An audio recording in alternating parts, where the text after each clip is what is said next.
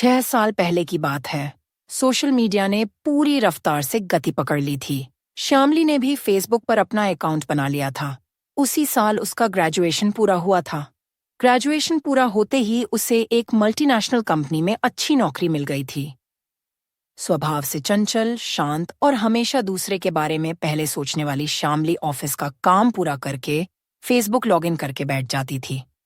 श्यामली की प्रोफाइल में उसकी एक फ्रेंड प्रियंका थी। प्रियंका और श्यामली अक्सर फेसबुक पर कोई न कोई पोस्ट डालती रहती थीं। उसके बाद उन पर आए कमेंट्स और लाइक भी वे ध्यान से पढ़तीं और ज़रूरी होता तो जवाब भी देतीं। फेसबुक चलाने में उन्हें इतना मज़ा आता था कि वे उसकी दीवानी बन गई थीं। उस दिन ऑफिस से निकलते ही श्यामली ने फेसबुक पर एक पोस्ट शेयर की।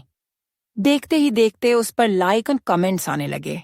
प्रियंका और श्यामली आने वाले कमेंट्स पर आपस में बातें कर रही थीं कि तभी प्रियंका के एक कॉमन फ्रेंड ने भी उस पोस्ट पर कमेंट किया। उसका नाम था दुष्यंत। इसके बाद दुष्यंत, प्रियंका और श्यामली कमेंट बॉक्स में ही बातें करने लगे थे। 2 दिन बाद जब श्यामली ने फेसबुक खोला तो उसमें दुष्यंत की फ्रेंड रिक्वेस्ट आई थी। 2 दिनों तक सोचने विचारने के बाद श्यामली ने उसकी रिक्वेस्ट एक्सेप्ट कर ली। यहीं से शुरू हुई उस प्यार की शुरुआत जो कभी श्यामली को मिल नहीं सका। दुष्यंत ने कंप्यूटर साइंस से इंजीनियरिंग की पढ़ाई अभी जल्दी ही पूरी की थी। स्वभाव से शांत और भावनात्मक दुष्यंत हमेशा सोशल मीडिया पर एक्टिव रहता था। सोशल मीडिया पर ही श्यामली से उसकी मुलाकात हुई थी। श्यामली और दुष्यंत अब फेसबुक फ्रेंड बन गए थे। हाय हेलो से शुरू हुआ यह संबंध अब पूरे जोश से आगे बढ़ रहा था। मॉर्निंग शिफ्ट होने की वजह से दुष्यंत सुबह जल्दी 5 बजे ही उठ जाता था और उठने के साथ ही वह श्यामली को गुड मॉर्निंग का मैसेज भेजता था। यह उसका रोजाना का नियम बन गया था। दुष्यंत की सुबह श्यामली को मैसेज भेजने के साथ ही शुरू होती थी।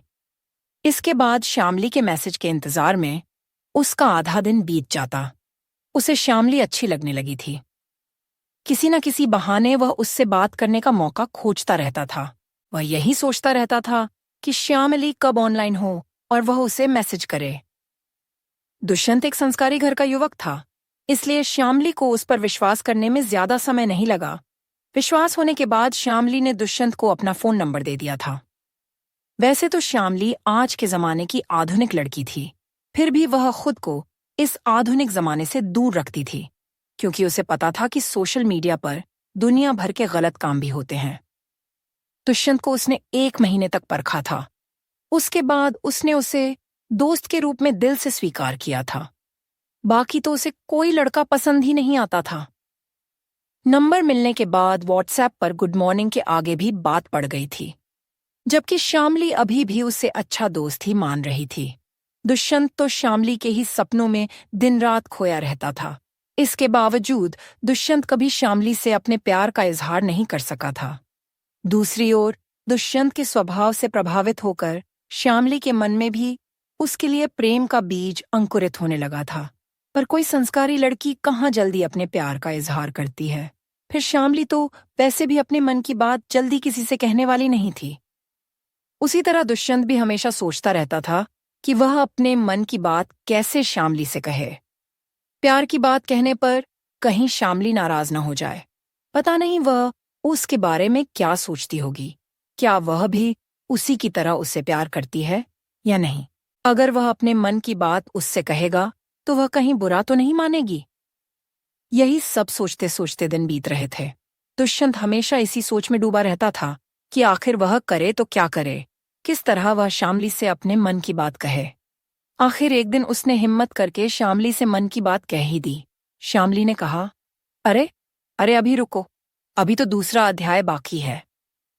दुष्यंत श्यामली से अपने मन की पूरी बात यानी प्रेम का इजहार तो नहीं कर पाया, पर इतना तो जता ही दिया कि वह उसे पसंद करता है। उसने यह भी कह दिया था, मैं तुम्हें तुम्हारे घर देखने आना चाहता हूं, तुम अपने मम्मी पापा से कह देना, मैं अपने मम्मी पापा के साथ आऊंगा। सूंगा ककचा। इतना कहकर दुष्यंत सपनों की दुनिया में खो गया। आखिर वह घड़ी आ ही गई जब दुष्यंत जाकर श्यामली से आमने सामने मिला। दोनों परिवारों में आपस में बातचीत हुई। श्यामली को भी दुष्यंत अच्छा लगा, पर बॉडीगार्ड जैसा शरीर होने की वजह से श्यामली के पिता को दुष्यंत पसंद नहीं आया।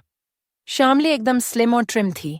दूसरी ओर 90 किलोग्राम वजन वाले 25 साल के युवक दुष्यंत को श्यामली के पिता ने रिजेक्ट कर दिया। इस बात से दुष्यंत को लगा कि वह श्यामली को पसंद नहीं है, इसलिए श्यामली ने उसके साथ शादी से मना कर दिया है। समय समुद्र की लहरों की तरह पूरे जोश से आगे बढ़ रहा था। अब श्यामली और दुष्यंत के बीच बातें कम होने लगी थीं। कुछ दिनों में श्यामली की भी शादी हो गई और दुष्यंत को भी जीवन साथी मिल गई थी। दोनों ही अपनी अपनी जिंदगी में बहुत खुश थे।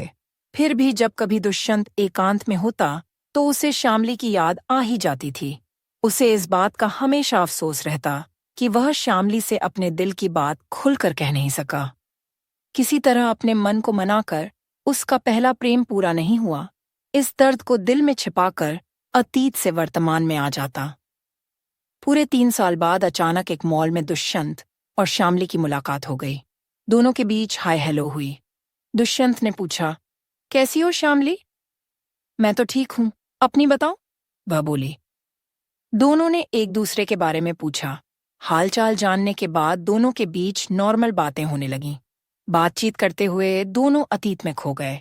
उसी बातचीत में दुष्यंत ने हिम्मत करके कह दिया कि वह उससे बहुत प्यार करता था, है और हमेशा करता रहेगा। यह सुनकर श्यामली के पैरों के नीचे से जैसे जमीन खिसक गई।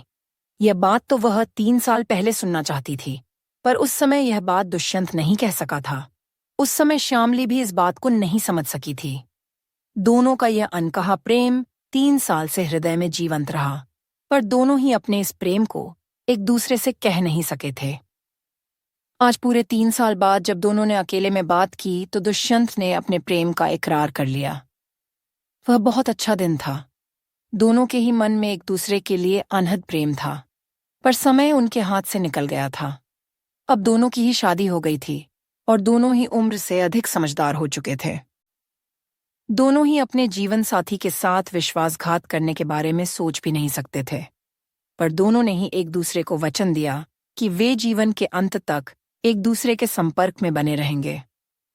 दुष्यंत और श्यामली आज भी एक दूसरे से बातें करते हैं, प्रेम व्यक्त करते हैं, एक दूसरे की भावनाओं को समझते हैं, पर दोनों ही अपने अपने जीवन साथी के प्रति पूरी तरह से वफादार बने हुए हैं।